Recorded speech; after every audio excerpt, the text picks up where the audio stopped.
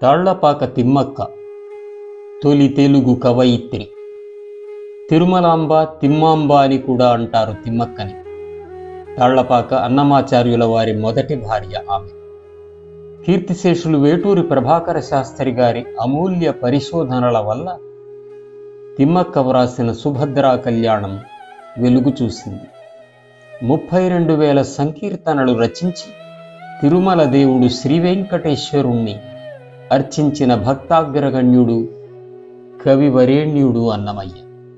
తాళ్లపాక అన్నమాచార్యులు క్రీస్తు శకం 1424 నుండి 1503 దాకా జీవించిన మహాకవి, వాగ్గేయకారుడు. ఆయన ఇల్లాలు గనుక తిమ్మక్క కూడా అదే కాలానికి చెందిన కవయిత్రి అన్నది సుస్పష్టం. ఈమె నన్నయ భారతం ఆధారంగా 1163 పాదాలతో సుభద్రా కళ్యాణం అనే ద్విపద కావ్యం వ్రాసింది.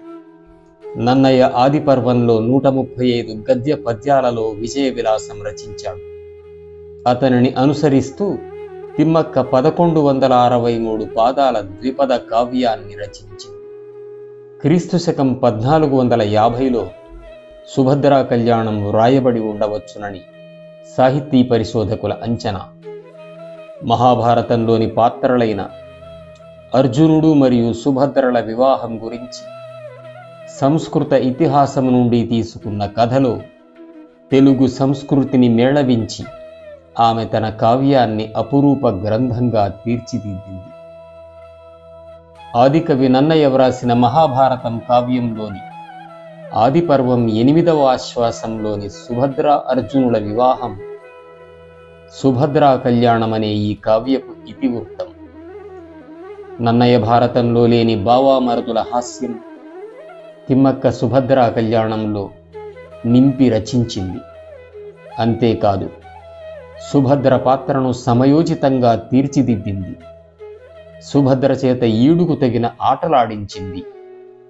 అన్నమయ్యకు సతీమణి కావడంతో బంగారానికి తావి అబ్బిన రీతి, రమ్యత, భాషా పటిమ, భావశుద్ధి అలవడ్డాయి తిమ్మక్కకు. అర్జునుడు తీర్థయాత్ర సాగిస్తూ ద్వారకాపురికి చేరే ముందు దక్షిణ దేశపు పుణ్యక్షేత్రాలైన అహోబిలం, తిరుమల, కంచి, శ్రీరంగంలు దర్శించి అక్కడి దేవుళ్లను ఆరాధించాడని ఒక్కాణిస్తుంది తిమ్మక్క. ఇతివృత్తం అర్జునుడు సుభద్రల వివాహమే అయినా తన కావ్యానికి సుభద్రా కళ్యాణం అనే నామధేయం నిర్ధారించడంలో తిమ్మక్క మహిళా దృక్పథం విదితమవుతుంది. కపట సన్యాసిగా ద్వారక చేరిన అర్జునుడికి సేవలు చేయాలని అన్న బలరాముడు నియమిస్తే కురులు దువ్వి, పాపిట తీర్చి, కొప్పు జారముడిచి, మల్లెలు మొల్లలు తీర్చి, గుమ్మడి గింజ నామమ్ము తీర్చి, 3000 వెలసేయు ముక్కరబెట్టి యతిసేవకు సుభద్ర బయలుదేరిందని సుమనోహరంగా వర్ణిస్తుంది మహాకవయిత్రి తిమ్మక్క. ఎంత చక్కటి తెలుగింటి పడతి అలంకరణ తిమ్మక్క మాటల్లో. సుభద్రను వివాహమాడి అర్జునుడు ఇంద్రప్రస్థాన్ని చేరిన వేళ సుభద్ర ద్రౌపదికి వినయంతో మొక్కి దీవెనలందుకుంటుందిట. ఈ చిన్న ముఖ్యమైన సూత్రం అంతకు ముందే వదిన రుక్మిణి సుభద్రకు వివరించిందని తిమ్మక్క వివరిస్తుంది కావ్యంలో. అతివ పాంచాలి, ఈర్ష్యాద్వేషాలు లేకుండా సుభద్రను అక్కున చేర్చుకుంటుందని కూడా మన తొలి కవయిత్రి తిమ్మక్క మానసిక విశ్లేషణ మర్మం ఒకటి తెలియజేస్తుంది. ద్రౌపది సుభద్రల పాత్ర చిత్రణ సహజ సుందరంగా అడుగడుగునా మహిళా ఔదార్యం అవగతమయ్యే రీతిని కథను నడిపించిన తిమ్మక్క నిజంగా మహాకవయిత్రి.